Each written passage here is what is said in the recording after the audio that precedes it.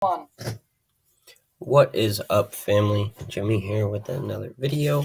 In this one, we are going to be going over supply and demand and how to draw supply and demand and how it can benefit you in the market.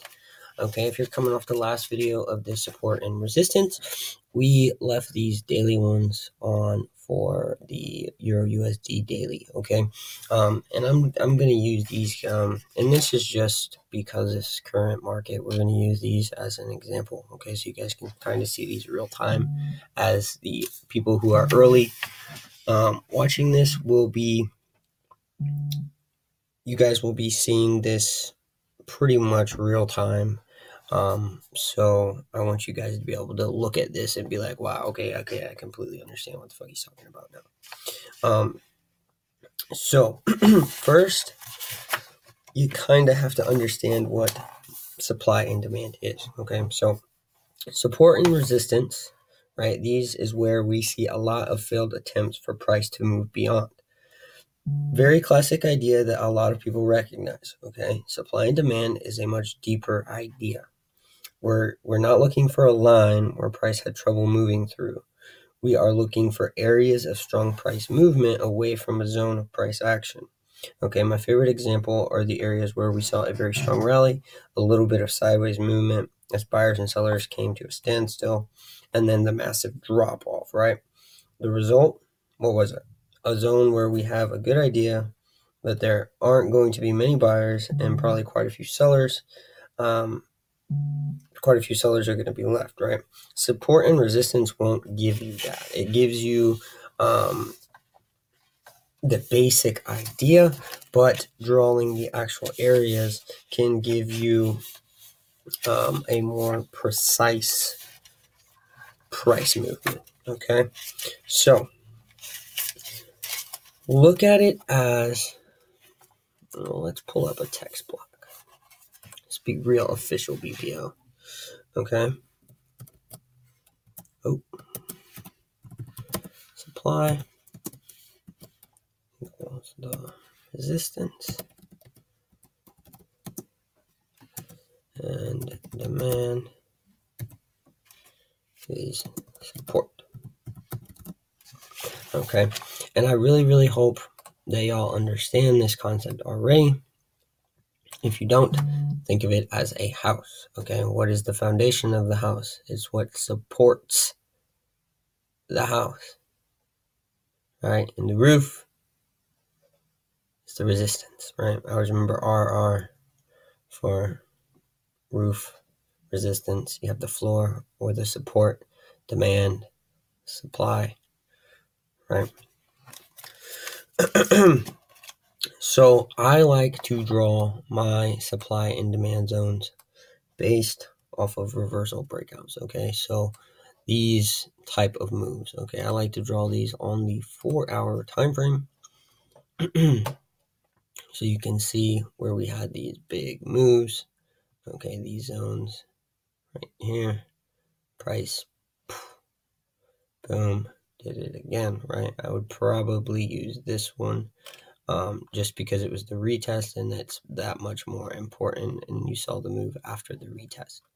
Okay, so when I draw these, okay, I'm drawing these from, so here you are in a downtrend, right? So I'm going to draw from the previous candle's wick to the breakout candle's body. And the breakout candle is the candle in the direction that the movement reversed to, right? So we want to go up to the body. Wick, previous candle's wick, breakout candle body, okay?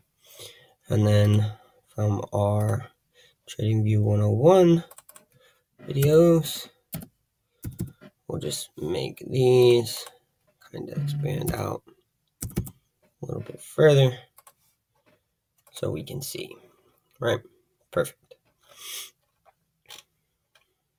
All right, and for, say, example up here, it would be the opposite, right? Previous candle's wick to the breakout candle's body, because Let's reverse to the downside. Boom. Let's just do the same thing.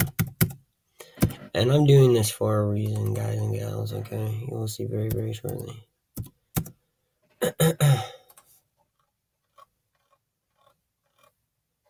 Oh, did not go all the way to 0? What the heck?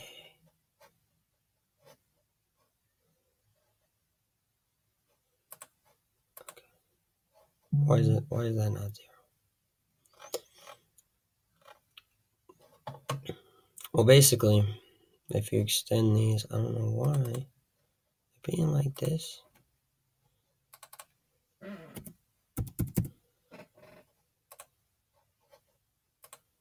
Okay, let's see if let's do this. I don't know why it's doing this. Okay, boom. There we go. That's what we had to do.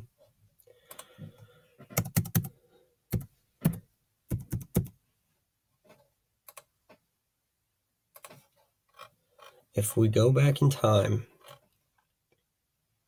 right, and this isn't even all the way back that we can go.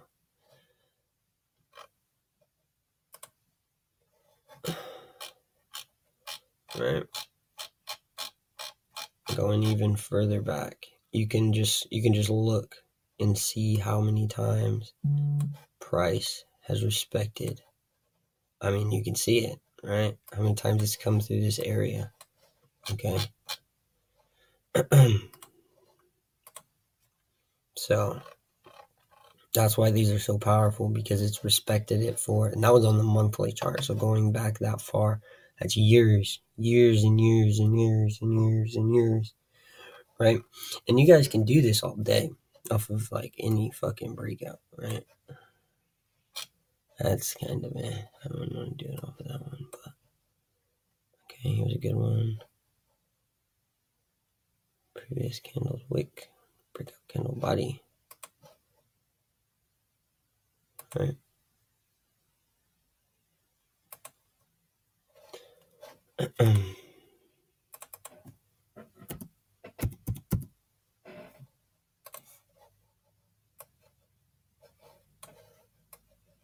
Yep.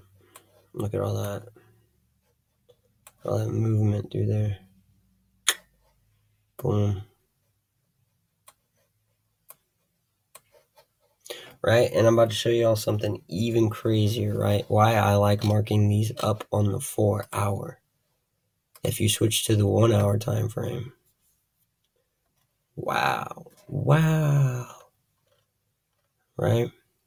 You can become even more precise with entries, right? And all these different things.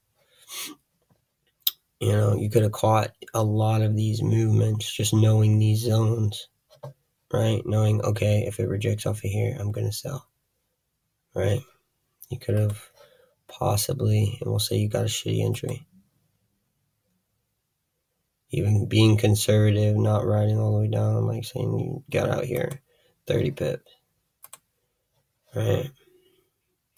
Knowing something could go back up, you know, when it came down, dipped down here, buy up. Again, being conservative, you know, another 30, 40 pips in a few hours. And then when it rejected up here again, right? Because whenever it comes up and it wants to do this and test this multiple times,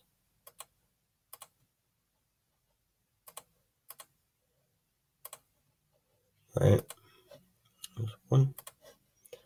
I mean, you could even count this all right here, but I would consider this 2 as mainly. Because if you go to the 4 hour, you can see on the 4 hour, it looks more like 2 touches, right? That's why I would say mainly I'd choose it as 1, but on the second touch, instead of going, it just boom. See how fast it moved? Because it had it already tested it and it was retesting, right? You guys can use these zones, right? The same thing could have happened here. You went down. Even if you missed it here, wait for the retest. Boom, what happened? There's the fucking retest, right? And a lot of the times waiting, you can even get a better entry, right? I still have these issues sometimes where it's like, I will, let's say, I'll see this and I'll enter here on the breakout, and then this will happen, and if I would have waited for a retest, I could have got a better entry. These types of things happen to me because because I'm not patient sometimes, but 9 times out of 10, you'll see me wait, right? Instead of entering here, if I see this happen, it's in this zone, I'm like, okay, I'm going to pay attention, and I would have got an even better sniper entry off of this wick over here, right? And rode Euro USD for 50 pips, right? So that is just going over the basics of drawing supply and demand. Okay, I'd only recommend drawing them up, like I said, on the 4 hour or even the 1 day. Okay, I just use the 4 hour because it's a lot more precise than the 1 day, because if you were to do the previous candle, breakout candle, to the body, this would be your zone instead of having even more precise, right? An even more precise zone. And then when you go down even further, that's when you're getting into your sniper entries, right?